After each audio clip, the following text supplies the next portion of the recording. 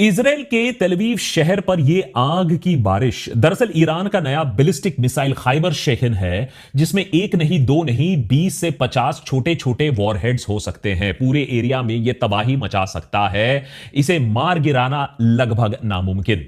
यह है US space force का AN/FPS-132 ballistic missile early warning radar system. कतार में स्थित यह रेडार की कीमत $1.1 बिलियन। मिडिल ईस्ट में सबसे बड़ा रेडार है ये, मेरा मतलब है रेडार था ये।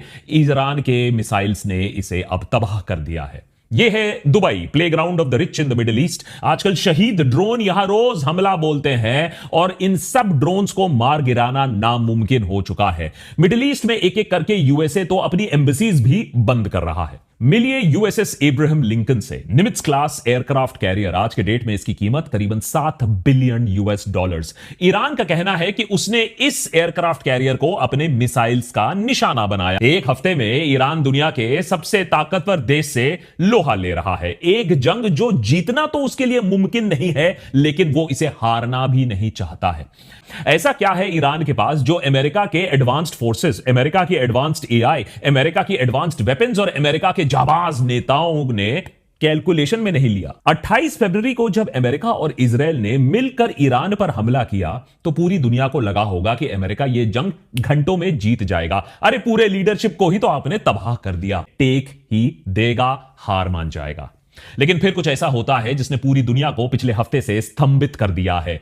ईरान ने सरेंडर नहीं किया, ईरान ने पलट के वार किया। एक एक करके इजराइल और गल्फ कंट्रीज में स्थित अमेरिकन बेसेस को अपना निशाना बनाया। दुनिया का one of the most advanced and किफायती मिसाइल एंड ड्रोन आर्सेनल मार्च 2025 में एक वीडियो रिलीज किया था, जिसे देखकर दुनिया के डिफेंस एक्सपर्ट्स के होश उड़ गए थे।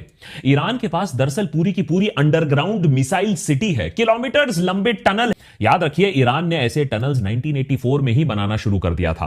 कहा जाता है कि ईरान जो रॉकेट्स और ड्रोन्स पहले कुछ दिनों में इस्तेमाल करते आया है, वो अपने पुराने stock cluster munition, hypersonic missiles के साथ। ईरान जीते या हारे, उससे बॉम्ब पर स्मार्ट थिंकिंग भारी पड़ रहा है, दूसरे देश नोट ले रहा है।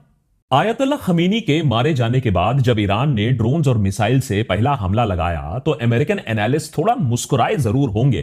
शहीद ड्रोन और ये पुराने मिसाइल जो इतने स्लो हैं कि इन्हें मार गिराना बहुत ही आसान है, इसीलिए 97% स्ट्राइक रेट रहा इंटरसेप्टर्स का। कोई ज्यादा डैमेज नहीं कर पाया ईरान। लेकिन ईरान अलग गेम खेल रहा था। यह बात अब अमेरिका को शायद समझ में आ रही है। पहले से ही यहां एक लंबे जंग की तैयारी हो रही थी।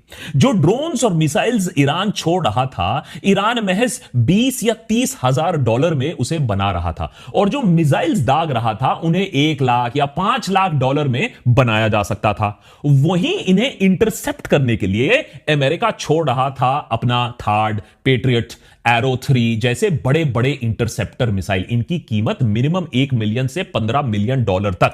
ऊपर से ईरान एक साथ इतने ज्यादा ड्रोन भेज रहा था कि एक अगर मिस भी हो जाए तो फिर से उसे इंटरसेप्ट करने के लिए 2 या तीसरा मिसाइल आपको छोड़ना पड़ रहा था। यह बात सही है कि अमेरिका के मुकाबले ईरान को अभी बहुत ज्यादा क्षति पहुंची है।